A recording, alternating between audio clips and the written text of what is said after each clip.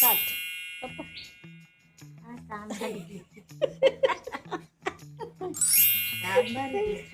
సూపరా. పనసాకులతో ఇడ్లీ ఎప్పుడైనా తిన్నారా అండి? చాలా బాగుంటుందండి. ఎలా ఉంటుందంటే ఎగ్జాక్ట్ టేస్ట్ మనం నెయ్యి వేసుకు తింటే ఇడ్లీ ఎలా ఉంటుందంటే అంత కమ్మగా బాగుంటుంది అనమాట. ఇంతకుముందు చాలాసార్లు చేశానండి. అమ్మ వచ్చింది కదా, అమ్మకు కూడా టేస్ట్ చూపిద్దామని స్టార్ట్ చేశానండి. చాలా ఈజీయేనండి, దీనికి పెద్ద ప్రాసెస్ ఏమి ఉండదు అనమాట. మనం ఇడ్లీ పిండి ఉంటుంది కదా, నేనైతే ఎలా చేశానంటే మినపప్పు ఒకటికి 1 గ్లాస్ మినపప్పు తీసుకుంటే 2 గ్లాసు ఇడ్లీ రవ్వ వేసి మంచిగా రుబ్బుకున్నానండి. ఫర్మెంట్ కూడా ఏం చేయలేదనమాట. అంటే గ్రైండర్లో రుబ్బాం కదా, మిక్సీలో అయితే ఫర్మెంట్ చేయాలి, కొంచెం సాఫ్ట్గా ఉంటుంది.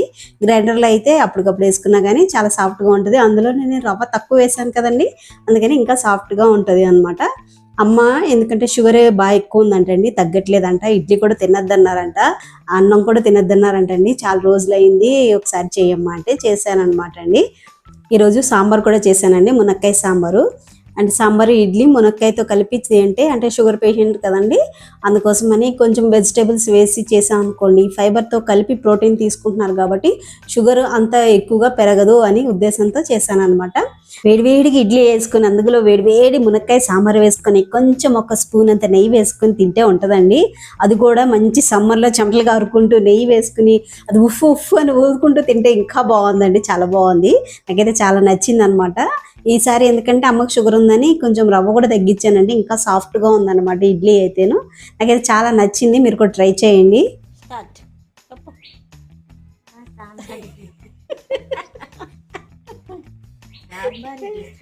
సూపరా. అమ్మకి షుగర్ కంట్రోల్ కావట్లేదంటండి, అందుకని పూర్తిగా రైస్ ఐటమ్స్ స్టాప్ చేసామన్నారంటండి. అందుకని మిల్లెట్స్తో చేసినవే తింటుందంటండి. రైస్ కూడా మానేసి మిల్లెట్స్తోనే వండుకుని ఏవో కినేవో అవన్నీ ఉంటాయి కదండి, అవన్నీ వండుకుని తింటుందంట. అవంతా సాటిస్ఫాక్షన్గా అనిపించట్లేదంట. అదే చెప్తుంటే కంట్రోల్ అయ్యేంత వరకు అవే తినాలి అని చెప్తున్నారండి. కానీ వాళ్ళు ఏం ఫీల్ అవుతున్నారంటే, అమ్మ ఏం ఫీల్ అవుతుందంటే, నేను తినేదే కొంచెం, ఆ కొంచెం కూడా తినవట్లేదు, బీపీ షుగర్ అని అంటున్నారు, నేను ఇంకా ఎందుకు బతుకుండేది, నేను తినే కొంచెం కూడా తినవట్లేదు, అనవసరంగా బతుకున్నాను అన్నట్టు ఫీల్ అవుతూ ఉందన్నమాట అండి.